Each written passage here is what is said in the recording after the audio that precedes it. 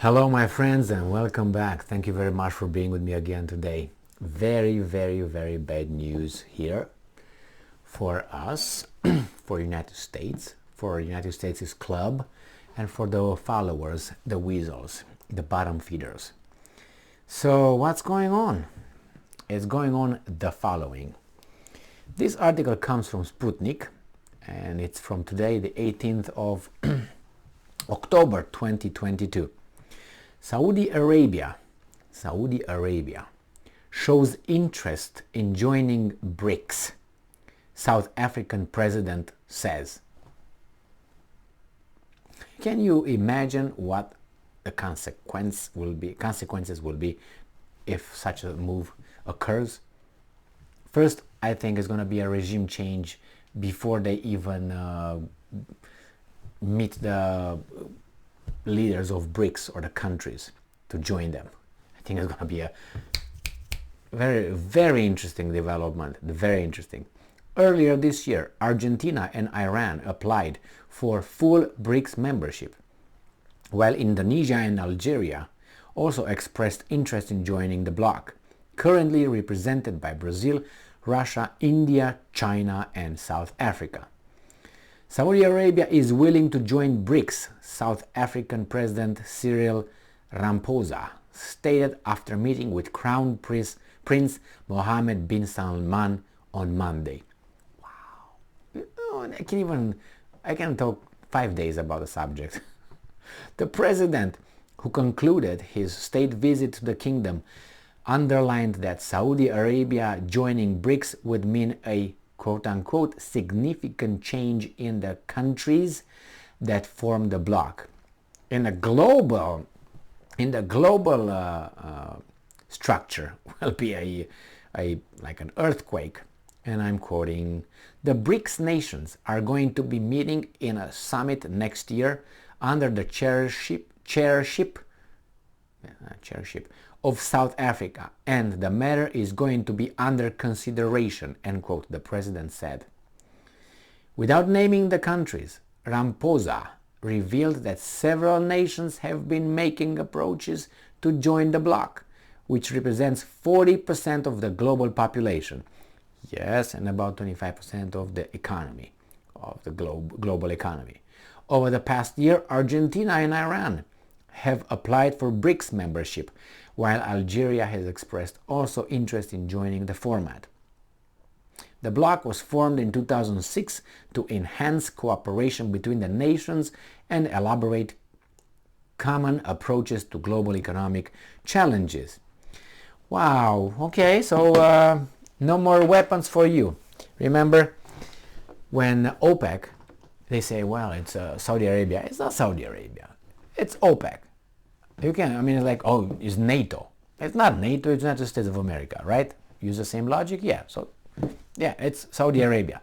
Saudi Arabia, OPEC, decided to cut its production, global production, with 2 million barrels a day. The Europeans were talking about imposing a gas cap, an oil cap on Russian oil. The Russians said, if you do that, no more oil for you, bye-bye. And I think they want to do that on gas as well. So all of a sudden the country will have less gas on the market. That means the price will shoot up and some people will elbow other people, the little ones, and they get it. Can you guess who those will be? Okay, yeah, those ones. And, or better put, these ones. And Saudi Arabia said that it is gonna participate in this OPEC thing. United States said, hey, we're gonna do something about it. We're not gonna let you do that because you're not a free country. You are our little vassal state. But Arabs said, no, know what? We're gonna continue what we do. They sell oil to East Asia at a discount. Now they sell oil at a discount to European Union, but they sell it to the United States at a premium. And then you had the Congress, the US Congress, I think it was the House, that said that they will impose a bill requiring a stop, freeze, arms freeze, deliveries to Saudi Arabia for a year until they change their behavior. That's how you do with a kid. You change your behavior, then we reanalyze the decision, and we're gonna, if you behave, then we're gonna send you some little crumbs, and then for a year, and if you still behave, I'm gonna send you more. I mean, you have to earn your right for us to protect you. Unbelievable. So this is how it goes, and then they say, well, maybe not. Yeah, maybe this was just a threat. It was a threat to let Salman know that if he's not changing his behavior, he's going to get this one. Now with this article, if the Westerns are going to allow it to be published, you're going to see United States going straight to the sanctions. Avoid the military, whatever, straight.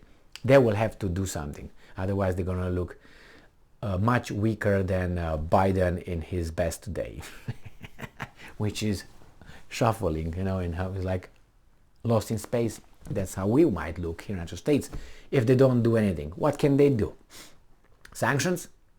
I think the only thing they can do is not sanctions, is a little fast, quick regime change. That's what could be done.